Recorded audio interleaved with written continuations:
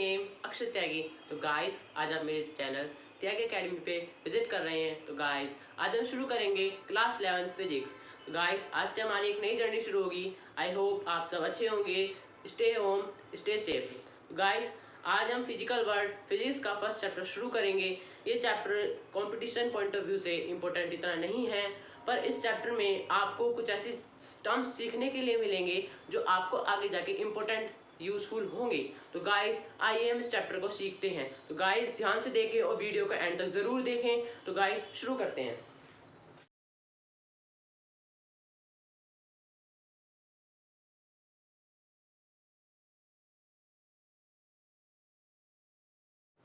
तो गाइस सबसे पहले फिजिक्स में फिजिकल वर्ल्ड चैप्टर नाम है इसका, हम लिख लेते हैं।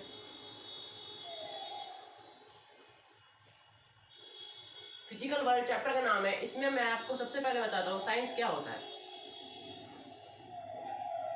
साइंस हम आज तक पढ़ते आ रहे थे। आज से पहले हमने ईवीएस पढ़ी, इन्वायरमेंटल स्टडीज। उसके बाद हमने साइंस पढ़नी शुरू करी। तो साइंस में हम बेसिकली पढ़ते क्या हैं? साइंस में हम क्या पढ़ते हैं? अपने नेचर के बारे में पढ़ते हैं, अपने आसपास की जो चीज़ें उनके बारे में पढ़ते हैं। ज़्यादातर आपने साइंस में पढ़ा होगा मटेरियल्स, मेटल्स, नॉन मेटल्स, ये सब चीज़ें आज तक आप पढ़ते हैं होंगे। तो वही चीज़ साइंस है। अब साइंस को हम डेफिनेशन फॉर्म में, हम उसको मीनिंग फॉर्म में, डेफिनेशन फॉर्म में डिफाइन कैसे करेंगे उसको। तो ये कहाँ से आया, क्या मतलब है इसका, इसको यूज कैसे करा गया, इसका नाम रखा कैसे गया, तो वो सब चीजें अब मैं आपको साइंस के बारे में बताऊंगा। तो देखिए ध्यान से, साइंस क्या है? साइंस एक ग्रीक वर्ड साइंटीन से निकला है, जिसका मतलब होता है टू नो। टू नो, जानने के लिए। जैसे साइंस वर्ड ही है, साइंस सब्जेक्ट है। आज तक हम साइंस को सब्जेक्ट की तरह डील करते हैं। तो साइंस सब्जेक्ट ये वर्ड ही ऐसा है जिसका मतलब होता है जानने के लिए इच्छुक, उत्सुकता। हमें एक्साइटमेंट जानती है साइंस को पढ़ के। जैसे आपने और हमने कोई साइंस में टॉपिक पढ़ा, जैसे हमने पढ़ा पोल्यूशन, तो हमने पोल्यूशन पढ़ा। पोल्यूशन में हमने उसके बारे में जनरल टर्म्स जो होती हैं उसके पढ़ लिए।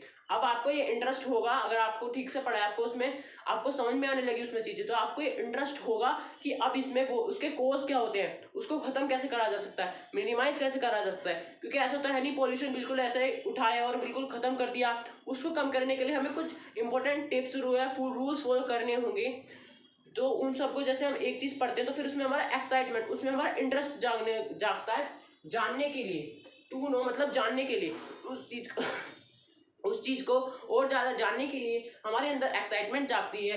यही साइंस का मतलब है, यही साइंस का मतलब कहता है ये साइंटिफिक वर्ड। तो गाइस आपको समझ में आ गया होगा कि साइंस क्या है और साइंस कहाँ से निकला है। अब हम बात करेंगे फिजिक्स, जिसके बारे में हमें पढ़ना है आज। तो शुरू करते हैं physics.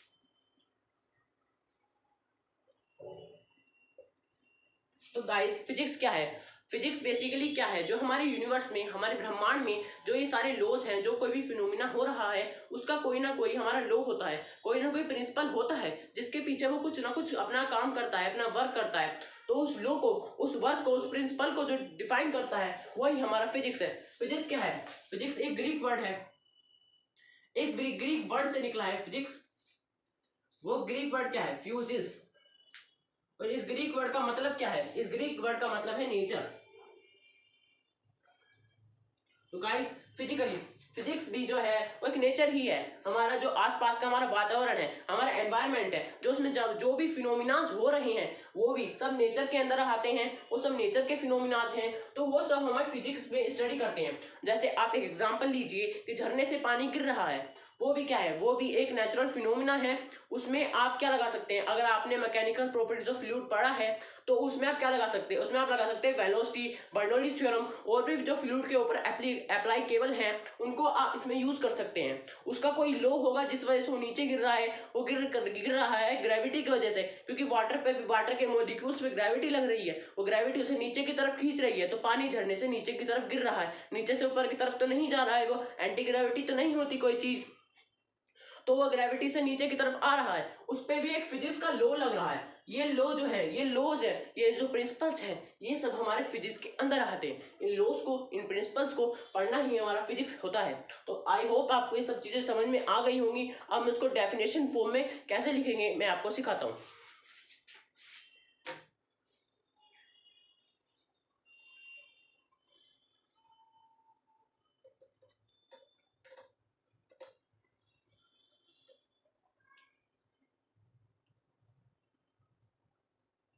laws and principles that governs universe. Phenomena, वो लॉज, वो प्रिंसिपल्स जिनकी वजह से हमारे ब्रह्मांड में, हमारे यूनिवर्स में जो भी फिनोमिना होते हैं वो घटते हैं। वो क्यों घटते हैं, वो होते किस लिए हैं, उनका कोज क्या है, वो सब जो हमारे लॉज एंड प्रिंसिपल, किस प्रिंसिपल पे वो फिनोमिना वर्क कर रहा है, उसका कुछ लॉ होगा, उसकी वेलोसिटी के लिए कुछ डिफाइन होगा मैथमेटिकल टर्म्स, वो सब हमारा फिनोमिना, वो हमारे यूनिवर्स के जितने भी फिनोमिना हैं वो किसी ना किसी लॉ से गवर्न होते हैं। जैसे मैंने आपको भी बताया झरने का, तो उसकी तरह ही और भी हमारे यूनिवर्स में लॉज होंगे। जैसे हमें लाइटनिंग इफेक्ट आता है, मेरी ऑडियो आप तक पहुंच रही है, ये भी फिजिक्स के किसी ना किसी लॉ से ही रिलेटेड होते हैं। वो लॉ, उनके जो प्रिंसिपल्स होता है, उन जो हम फिनोमिना देखते हैं हमारे यूनिवर्स में, जो भी फिनोमिना है उसको जब हम समझते हैं वो किसके अंदर आता है, वो फिजिक्स के अंदर ही आता है। अब फिजिक्स को लेके एक थ्योरी और है, फिजिक्स है क्या उसके बारे में एक थ्योरी और है, जिसका मतलब मैं आपको बताता हूं। ये ग्रीक वर्ड जो फ्यूजिस है, इसकी तरह ये ग्रीक वर्ड और है जिसका मतलब भी नेचर होता है, उससे भी हम फिजिक्स को डिफाइन कर सकते हैं। वो ग्रीक वर्ड है क्योन। ये ग्रीक वर्ड है क्योन, ये ग्रीक वर्ड है 15th सेंचुरी का, 15th सेंचुरी का है ये ग्रीक वर्ड। इसका मतलब लोगों को नेचर पता था उस टाइम, लोगों को लगता था इसका मतलब है नेचर, ऐसा मतलब है भी इसका नेचर। तो नेचर क्या है, नेचर है हमारा फिजिक्स। नेचर में हम क्या पढ़ते हैं, फिजिक्स। तो इस वर्ड का मतलब लोगों ने फिजिक्स निकाला, जिसका मतलब है नेचर। तो नेचर है फिजिक्स, फिजिक्स में है नेचर, जो भी फिनोमेना है उसमें हम जो लॉ पढ़ते हैं, जो प्रिंसिपल पढ़ते हैं, वो सब है फिजिक्स, और नेचर के अंदर ही आती है फिजिक्स। तो फिजिक्स नेचर की study, study of nature.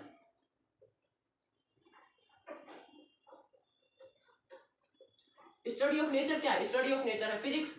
Nature को पढ़ना, नेचर को समझना, स्टडी ऑफ फिजिक्स है। ठीक है। कई बार आपने ऐसा सुना होगा, वो साधु महात्मा भविष्यवाणी कर देते, वो कैसे करते हैं, वो नेचर को समझने लगते हैं कि आगे वो प्रेडिक्ट करते हैं ऐसा हो सकता है, उन्हें लॉ पता है, उन्हें प्रिंसिपल कुछ पता होते हैं नेचर की, आगे ऐसा हो सकता है। तो भविष्यवाणी कैसे करते हैं, कुछ जैसे आपदा आने वाली होती है तो कोई पहले से जो जानवर वगैरह होते हैं वो कैसे समझ लेते हैं, वो नेचर को समझते हैं, वो नेचर में घुल मिल चुके हैं, उनको पहले से ही वेव्स मिल जाती हैं अपने आप, तो उस जगह को बहुत से जानवर छोड़ के चले जाते हैं। तो आपको लग रहा होगा मैं अर्थक्वेक वाले चैप्टर में कहाँ चला गया, पर यह है कि वो नेचर को समझने लगते हैं, तो उनको फिजिक्स के मतलब उन्हें पता तो होता नहीं है कि फिजिक्स क्या है, वो जानवर लोग हैं, पर उन्हें कुछ पता चल जाता है कि कोई वेव्स आने वाली हैं जो यहाँ पे बहुत ज्यादा तबाही मचेंगी, तो वहां से वो छोड़कर चले जाते हैं। तो नेचर और फिजिक्स एक ही चीज है, स्टडी ऑफ नेचर को हम कहते हैं फिजिक्स। ओके गाइज, मैं समझता हूँ कि आपको इस समझ में आ गया होगा। आगे इसमें बात करते हैं व्हाट इज फिजिक्स, एक करके क्वेश्चन आता है, उसके अंदर कुछ पॉइंट्स हैं जो मैं आपको बता रहा हूँ, आप चाहे तो उन्हें नोट्स कर लीजिए, और एक बार आप नोट्स बनाइए इसके साथ साथ, तो वो ज्यादा बेटर होंगे, और वरना आप अपनी बुक से स्टडी कीजिए, आपको बहुत अच्छे समझ में आ जाएगा।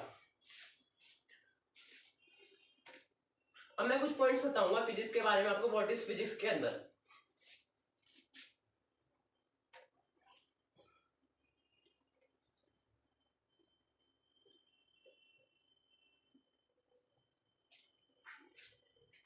व्हाट इज फिजिक्स के अंदर हम आपको बताऊंगा पॉइंट्स। फिजिक्स के अंदर क्या पॉइंट है, फिजिक्स क्या करता है, फिजिक्स अगर हम पढ़ते हैं तो हमारे अंदर एक्साइटमेंट होती है।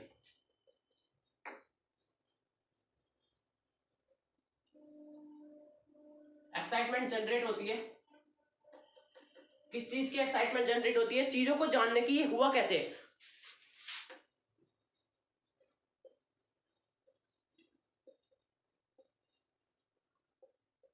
ये काम कुछ भी हुआ कैसे, उस पर कौन सा फोर्स लगा, कैसा फोर्स लगा, कौन सा प्रिंसिपल लगा, कौन सा लॉ लगा, नेचर में जो फिनोमेना घट रहे हैं वो हुए कैसे।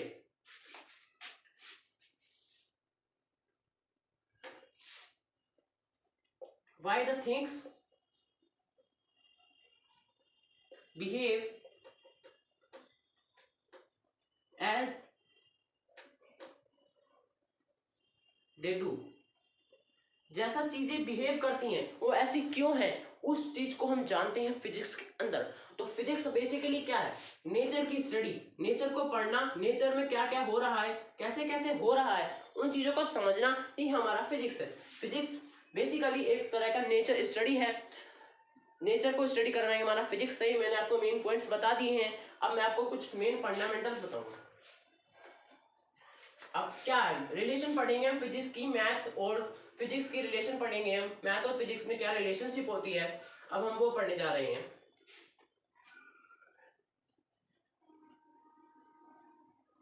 Relationship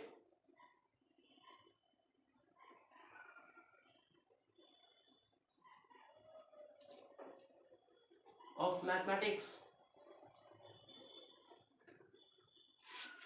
and physics।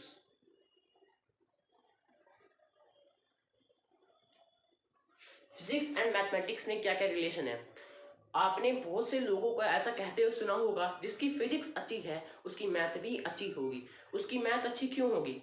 मतलब उसकी मैथ अच्छी है तो उसे, जैसे फिजिक्स में 11th-12th में इंटीग्रेशन डिफरेंशिएशन के लॉ बहुत सारे जो हैं वो हमारे फिजिक्स के आने वाले चैप्टर्स में यूज होते हैं। तो ऐसा होते क्यों है? वो क्योंकि ये बहुत ज्यादा इंटरकनेक्ट है। फिजिक्स एंड मैथ ये बहुत ज्यादा इंटरकनेक्ट है आपस में, इंटरलिंक्ड है। हम कह सकते हैं इंटरलिंक्ड है, मतलब इन दोनों के बिना एक दूसरे पर डिपेंडेंट है। मतलब आपको अगर मैथ ठीक से नहीं आती, आपको इंटीग्रेशन डिफरेंशिएशन नहीं आता है, क्या है ये? मैथ के टर्म्स है, मैथ के चैप्टर्स हैं ये, तो मैथ के ये पूरी पूरी यूनिट्स हैं। अगर आपको वो नहीं आता है तो आप फिजिक्स समझ ही नहीं पाएंगे ठीक से। आपको फिजिक्स में ना इंटरेस्ट कम हो जाएगा, क्योंकि जब आपको चीजें इंटीग्रेशन डिफरेंशिएशन लगाना नहीं आएगा, डेरिवेशन में यूज होगा, तो आपको समझ में आएगा कैसे? जब आपको वो चीज आती नहीं होगी मैथमेटिक्स की, तो आपको फिजिक्स में आएगा कैसे समझ? तो मैं हम कह सकते हैं physics is jobless without mathematics, and mathematics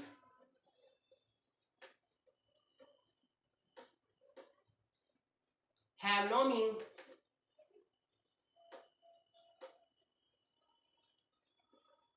without physics।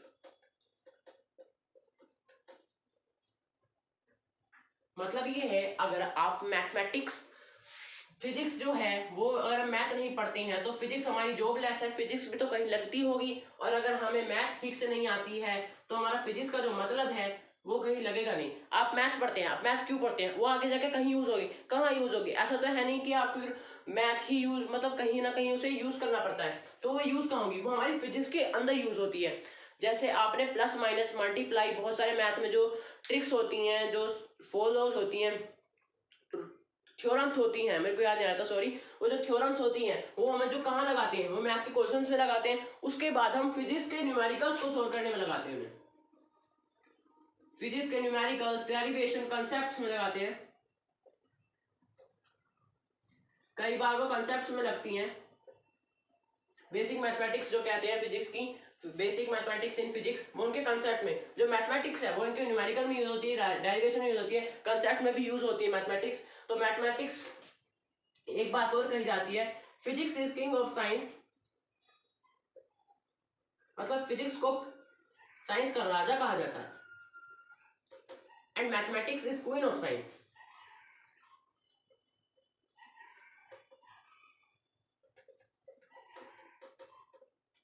Mathematics is queen of science.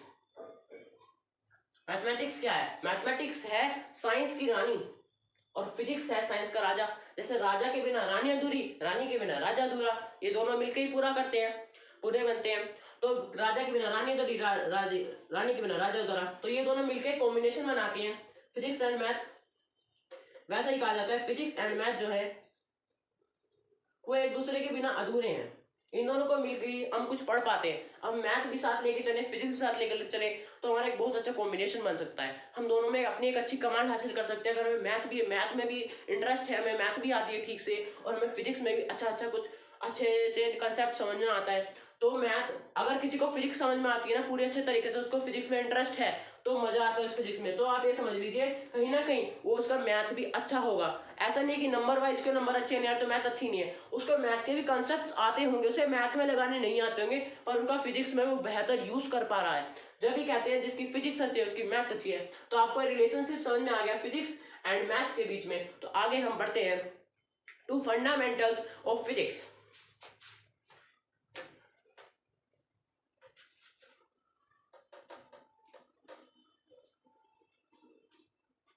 आगे हम बढ़ते हैं, अब हम पढ़ते हैं two fundamentals of physics.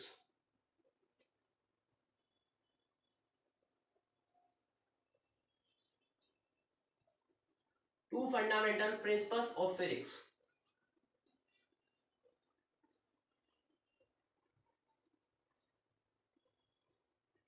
To fundamental principles of physics. Physics के दो फंडामेंटल प्रिंसिपल्स होते हैं जो हर साइंटिस्ट, हर बड़े वैज्ञानिक के दिमाग में रहते हैं, मस्तिष्क में रहते हैं, माइंड में रहते हैं जब वो किसी नए लो, किसी पुराने लो को स्टडी करते हैं। वो दो कौन कौन से हैं? पहला मैं आपको बता देता हूं, unification and reductionism.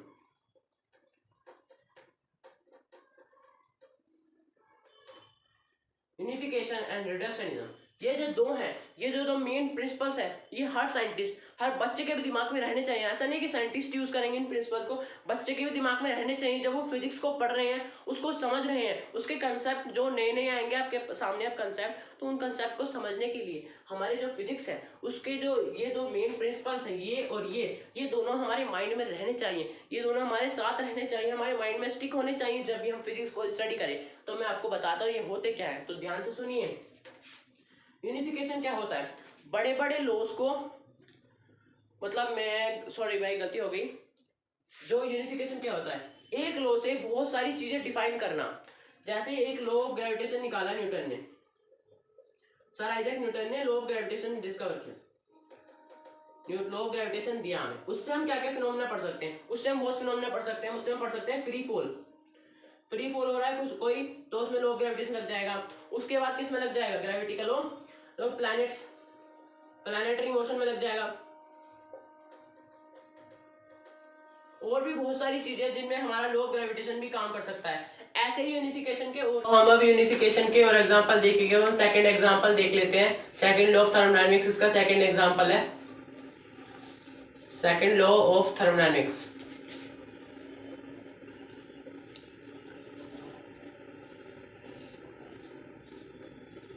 Second law of thermodynamics, spontaneity देखते हैं हम इसमें ऑब्जेक्ट्स की, सब्सटेंस की। इसमें हम स्पॉन्टेनिटी देखते हैं, मतलब वो किस रेट से हो सकते हैं। उसके बाद काम होने के बाद, जैसे इसमें ये बताते हैं हम, इसमें मोर देन हाफ जो हमारे फिनोमेनास होते हैं वो इस लॉ से हम डिफाइन कर सकते हैं। मोर देन हाफ,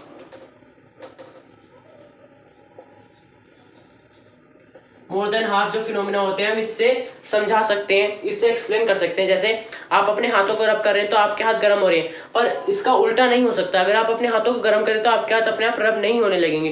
ये कहता है हमारा सेकंड लॉ ऑफ थर्मोडायनेमिक्स। इससे हम आज ज्यादा चीजें बता सकते हैं। केमिस्ट्री में भी रिएक्शंस और इक्वेशंस के अंदर ये लॉ फॉलो होता है, सेकंड लॉ ऑफ थर्मोडायनेमिक्स, इसलिए हम इसे केमिस्ट्री में पढ़ते हैं। क्योंकि अगर हम केमिस्ट्री में इक्विलिब्रियम स्टेट को छोड़ के बाकी सब में जब रिएक्शंस हो जाती हैं तो हम वापस से रिएक्टेंट को नहीं पा सकते, वो प्रोडक्ट ही रह जाता है। कुछ केसेस में होता है, वो केसेस अलग होते हैं, उनको एक्सेप्शन में रखा जाता है, पर हमेशा ऐसा ज़्यादातर ये देखा जाता है कि रिएक्टेंट से जब प्रोडक्ट बन जाता है तो प्रोडक्ट से रिएक्टेंट फिर नहीं बनता है। ये जो लॉ होता है इसे कहते हैं सेकेंड लॉ ऑफ थर्मोडायनेमिक्स। ये यूनिफिकेशन का एग्जाम्पल है कि साइंटिस्ट लोग ने उसे एक लॉ से कितनी सारी चीजों को डिफाइन कर दिया, कितने फिनोमेना को समझा गए वो हमें एक लॉ से।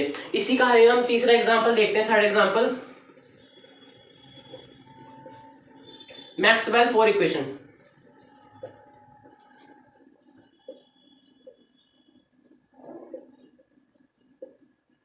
मैक्सवेल ने फोर इक्वेशन दी थी। पहली इक्वेशन दी थी उन्होंने, पहली इक्वेशन दी थी इलेक्ट्रोस्टैटिक्स की। अब आप सोच रहे होंगे स्टैटिक्स क्या, इलेक्ट्रोस्टैटिक्स क्या होता है? रुके हुए चार्ज के बारे में जो भी हम स्टडी करते हैं उसे हम इलेक्ट्रोस्टैटिक कहते हैं। मैं लिख देता हूं रुके हुए चार्ज के बारे में।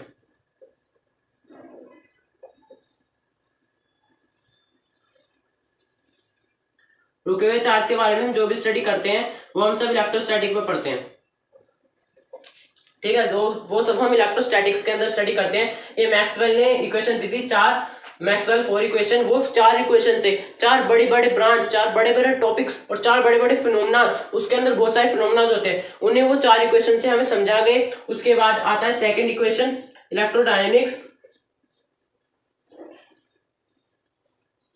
अब आप सोच रहे हैं इलेक्ट्रोडायनेमिक्स क्या होता है? स्टैटिक्स तो मैंने आपको बता दिया, रुका हुआ चार्ज होता है। इलेक्ट्रोडायनेमिक्स वो होता है जब चार्ज मोशन कर रहा होता है, मोशन ऑफ चार्ज इसमें कंसिडर्ड होता है कि इसमें चार्ज मोशन भी कर रहा है। तो मैक्सवेल की दूसरी क्वेश्चन जो है इलेक्ट्रोडायनेमिक्स है। पहली क्वेश्चन थी स्टैटिक्स, दूसरी क्वेश्चन है डायनेमिक्स। डायनेमिक्स में क्या होता है, चार्ज जो होता है वो मोशन कर रहा होता है, मोशन करते करते चार्ज की जो वेलोसिटी होती है, उसकी काइनेटिक एनर्जी, उसका मोमेंटम, अगर वो कहीं कोलिजन करता है दूसरे चार्ज से, तो ये सब हम किस में पढ़ते हैं, मैक्सवेल की चौथी क्वेश्चन की हेल्प से इलेक्ट्रोडायनेमिक्स के अंदर ये सब हम पढ़ते हैं इलेक्ट्रोडायनेमिक्स में। उसकी दूसरी क्वेश्चन ये कहती है। और उनकी तीसरी क्वेश्चन हम बात करेंगे मैग्नेटिज्म की होती है। थर्ड इक्वेशन है उनकी मैग्नेटिज्म। अब मैं आपको बताता हूँ मैग्नेटिज्म आपने 10th क्लास में पढ़ा होगा। मैग्नेट से रिलेटेड जो भी हम पढ़ते हैं इलेक्ट्रिक चार्ज की वजह से, थर्ड इक्वेशन है मैग्नेटिज्म। थर्ड इक्वेशन है मैग्नेटिज्म की। मैग्नेटिज्म की इक्वेशन जो है उसके अंदर हम क्या पढ़ते हैं, इनकी एक मैग्नेटिज्म की इक्वेशन से हम मैग्नेट की सारी प्रॉपर्टीज, मैग्नेट के अंदर जो फिनोमिनाज होते हैं, मोटर वगैरह, इन सबको हम स्टडी कर सकते हैं। मैग्नेट के अंदर जो फिनोमिनाज होते हैं उन सबको मैग्नेटिज्म की इनका जो इक्वेशन थी, थर्ड इक्वेशन मैग्नेटिज्म की थी मैक्सवेल की। तो मैग्नेटिज्म के जो फिनोमेना है सब हम स्टडी कर सकते हैं उनकी एक इक्वेशन से। वो एक इक्वेशन से पूरी ब्रांच, पूरा फिनोमेना हमको एक इक्वेशन से बता के गए हैं। उन्होंने एक इक्वेशन दी थी। और चौथी इक्वेशन है हमारी इलेक्ट्रोमैग्नेटिक वेव तो हो गया हमारा सारा। चौथी इक्वेशन है ऑप्टिक्स की दी थी उन्होंने चौथी इक्वेशन। ऑप्टिक्स से पूरा ऑप्टिक्स इसके अंदर आ जाता है। उन्होंने चौथी इक्वेशन से पूरी ऑप्टिक्स कंप्लीट कर दी थी। तो इस एक इक्वेशन से उन्होंने कितनी सारी चीजें समझाई होंगी ऑप्टिक्स के अंदर हमें, एक इक्वेशन से। फोर्थ इक्वेशन थी, उन्होंने हमें उसके अंदर कितनी सारी चीजें समझाई होंगी। तो उन्होंने यूनिफिकेशन का यूज करके कितनी सारी चीजें, एक चीज से हमें इतना सारा समझा के गए हैं, वो इतना सारा समझाया उन्होंने। यूनिफिकेशन एक प्रोसेस से, ये एक प्रोसीजर उससे एक उन्होंने फंडामेंटल पर दिमाग में रखा, उसके बाद उन्होंने उसको यूज करके इतनी सारी चीजें हमें समझा दी हैं। यही होता है यूनिफिकेशन। मैंने आपको 3 एग्जांपल दिया, आप इनको अच्छे से समझिए, आपको यूनिफिकेशन का पूरा मतलब समझ में आ गया होगा आई होप। अब हम रिडक्शनिज्म पढ़ेंगे।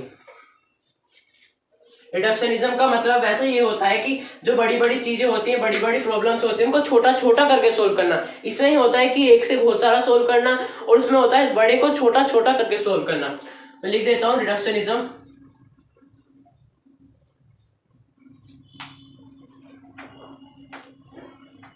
रिडक्शनिज्म में क्या है, जैसे मैं आपको एग्जांपल देता हूँ, बड़े को छोटा करके सोल्व करना। जैसे आप मोमेंटम के क्वेश्चन आपने 10th क्लास में करे होंगे। ये आपकी बुलेट है, ये v वेलोसिटी से जा रही है, यहाँ पे ब्लॉक रखा है, उसकी इनिशियल वेलोसिटी 0 है, मास उसका है मान लेते हैं, इसका मास m2 मान लेते हैं। ये आपको मोमेंटम का मैं अभी बता रहा हूँ। आपसे ये पूछता है कि जब ये दोनों जब एक साथ मिल जाते हैं, एक साथ ही जब इसमें घुस जाती है, उसके बाद इस पूरे सिस्टम की वेलोसिटी क्या होगी, तो आपसे ये पूछा जाता है। ठीक है, तो आप इसको निकालने के लिए क्या करते हैं, हम शुरुआत से क्या करते हैं, पहले हम स्टडी करते हैं कि इसकी वेलोसिटी कितनी थी, उसके बाद ये रेस्ट पे था, इसका मास कितना था, उसके बाद हम जब दोनों कंबाइंड हो जाते हैं उसके बाद हम उसकी वेलोसिटी देखते हैं। तो हम ऐसा तो नहीं करते सब कुछ एक साथ ही लिया है, सीधा m1 u1 plus m2 u2 वाले फॉर्मूले में रख दिया। m1 u1 कंजर्वेशन मोमेंटम सीधा तो नहीं लगाते, हम क्या करते हैं उस चीज को तोड़ते हैं, उस चीज को समझते हैं पहले कि उसमें पूरा कहना क्या चाह रहा है, उसके बाद हम उसमें लगाते हैं कंजर्वेटिव मोमेंटम का फॉर्मूला, जो हमें फॉर्मूला हमें पढ़ा होगा, उसके बाद हम उसे लगाते हैं। तो इसमें हम क्या करते हैं, बड़ी चीजों को छोटा करके तोड़ के समझते हैं ताकि हमें अच्छे से एक्सप्लेन हो पाए। जैसे मैं आपको एक और एग्जांपल देता हूँ। एक तो था कंजर्वेटिव मोमेंटम के जो हम क्वेश्चन करते थे 9th क्लास में करते थे तो वो जो करते थे तोड़ के करते थे, वो रिडक्शनिज्म में आता था। मैं इसको आपको सेकंड एग्जांपल देता हूँ। सेकंड एग्जांपल है, जैसे हमने 10th क्लास में मोटर पढ़ के आए हैं, अभी हम नए मोटर पढ़ के आए हैं, तो हमने ऐसा तो नहीं करा मोटर बाहर से देखी, पढ़ा, छोड़ दिया, बाहर छोड़ दिया हमने कि हमने बाहर से देखा है मेटल की बन रही है, हो गया काम खत्म। मोटर में हमने क्या करा, उसके पार्ट्स को समझा, उसके स्ट्रक्चर को समझा, उसके स्ट्रक्चर के फंक्शंस को समझा, प्रिंसिपल्स को समझा, किस प्रिंसिपल पे मोटर वर्क करती है। ये जब हम सब ये सारी चीजें हमने समझ ली तो हमारा पूरी अंडरस्टैंडिंग होगी हमें मोटर क्या होता है। ये एग्जांपल है सेकंड एग्जांपल रिडक्शनिज्म का। तो हमें पूरा पता चल गया मोटर के बारे में कि मोटर होता क्या है, उसके हमने पार्ट्स पढ़ लिए तो पता चल गया इसके अंदर ये होता है, इसके स्ट्रक्चर में, उसके स्ट्रक्चर से पता चल गया उसमें ये पार्ट यहाँ पे होता है, ये पार्ट यहाँ पे होता है। फंक्शन से पता चल गया इस पार्ट का ये फंक्शन है, उस पार्ट का वो फंक्शन है। फंक्शनिंग में पता चली कौन सा पार्ट मोटर में क्या काम करता है। उसके बाद आता है प्रिंसिपल, किस प्रिंसिपल पे वो वर्क कर रही है। मैंने आपको बताया था फिजिक्स में क्या होता है, लॉज एंड प्रिंसिपल। तो ये फिजिक्स ही तो पढ़ रहे हैं हम, फिजिक्स में मोटर का हम प्रिंसिपल पढ़ते हैं उसमें। तो अगर हमने ये चारों चीजें पढ़ ली, इसके बाद एक दो पॉइंट्स और होंगे मोटर में, मुझे इस टाइम पक्का याद नहीं है। तो अगर हमने चारों चीजें पढ़ ली तो हमको मोटर का पूरा पूरा कंसेप्ट समझ में आ गया। तो कंसेप्ट समझ में आया कैसे, हमने उसमें रिडक्शनिज्म का लगाया प्रिंसिपल, हमने उसमें रिडक्शनिज्म का प्रिंसिपल लगाया, तो उसे तोड़ तोड़ के समझा और फिर बाद में हमने इसे सबको कंबाइन कर लिया। तो हमको सारा समझ में आ गया कि ये पार्ट, स्ट्रक्चर, फंक्शनल प्रिंसिपल सब मिला के हमारी मोटर हमने पूरी कंप्लीट पढ़ ली है। अगर हम एक साथ ऊपर से सारा एक साथ करके पढ़ते तो शायद हमें ना समझ में आता, पर हमने इस प्रिंसिपल को लगा के पढ़ लिया। उस टाइम हमें पता नहीं था प्रिंसिपल क्या होता है, पर फिर भी हमने इसको यूज करा और आगे पढ़ लिया अपना। ठीक है, तो ये दोनों प्रिंसिपल हमारी, रिडक्शनिज्म और यूनिफिकेशन, हमारे दोनों हो चुके हैं। अब हम बात करेंगे एक्साइटमेंट ऑफ फिजिक्स की।